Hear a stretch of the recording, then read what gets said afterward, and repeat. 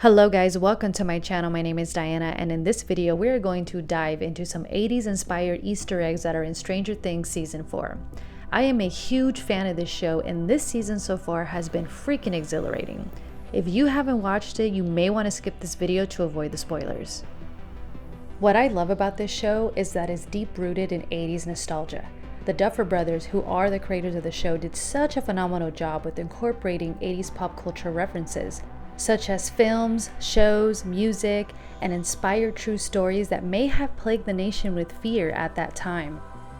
Along with the 80s aesthetics, I appreciate the development of each character and the relationships between them. You can definitely tell that the creators put a lot of love into this show. So pour yourself a tab cola and let's have a look at some of these references, starting with the infamous film and storyline of the Amityville Horror.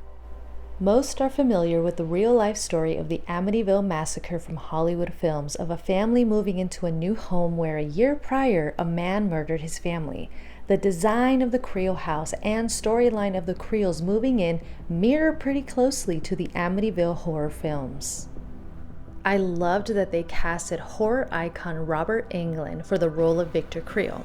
Englund is known for playing the iconic creepy villain Freddy Krueger, who gave me nightmares as a kid. And speaking of Freddy Krueger, let's get right into A Nightmare on Elm Street. The not-so-subtle reference is at the video store where Steve and Robin work. You can see a Freddy cardboard cutout as if it was promoting the iconic film's release in the 80s. Another Freddy reference has to do with the show's villain Vecna. Vecna's tormenting skills is similar to Freddy Krueger, and it was confirmed through executive producer and director Sean Levy that, as quoted, the design and evil capabilities of Vecna are clearly descendants of Freddy Krueger. I geeked out a bit when I heard that they also drew another form of inspiration from the show Game of Thrones. Now I know it's not 80s culture, but it's definitely worth mentioning.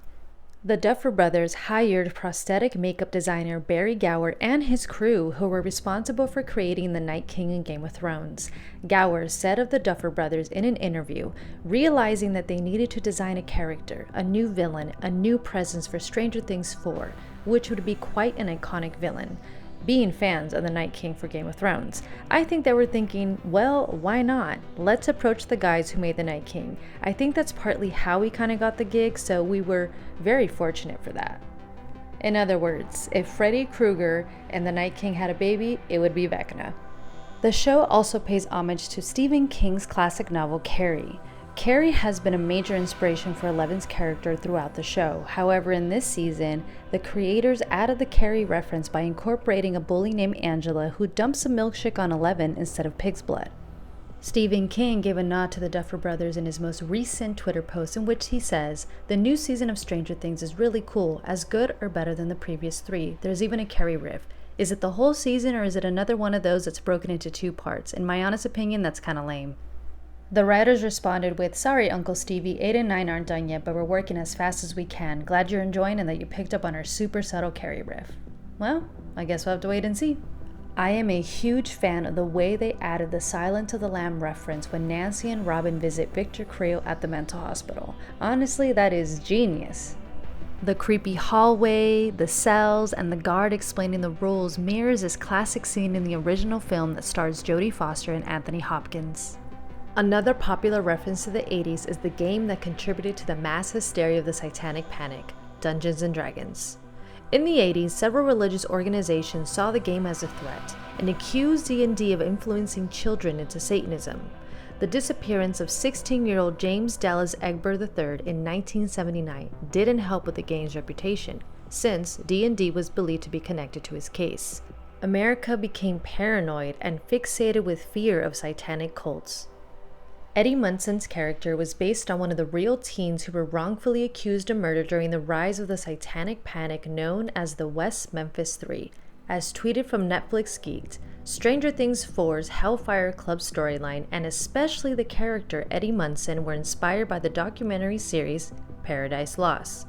Eddie is loosely modeled after writer and artist Damien Echols, who was a member of the West Memphis 3.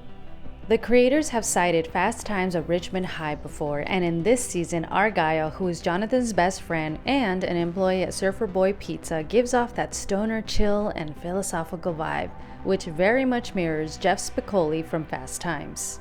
Along with this Easter egg comes a hilarious reference that's in episode 1 when Steve tries to hype Robin up by mentioning that the return VHS tape from The Girl She Likes is paused at 53 minutes and 5 seconds, referring to Phoebe Cates. Netflix Film's recent Twitter post gives nod to the reference by saying Stranger Things 4 understands cinema history, and their response, boobies. At the family video store where Steve and Robin work, there are tons of references to the movies of that time, such as Teen Wolf, Beverly Hills Cop, The Outsiders, and Gremlins.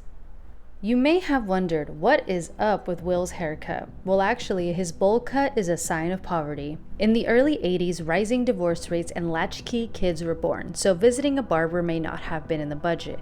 Instead, flipping a bowl upside down and placing it on a kid's head to cut their hair was easier. It became known as the bowl cut. The buyer boy's hair is a sign of their social standing.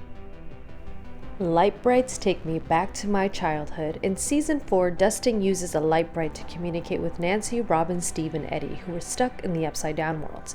The light bright is a little bit older than the 80s, but it was such a fun way for the show to pay tribute to this popular 80s toy.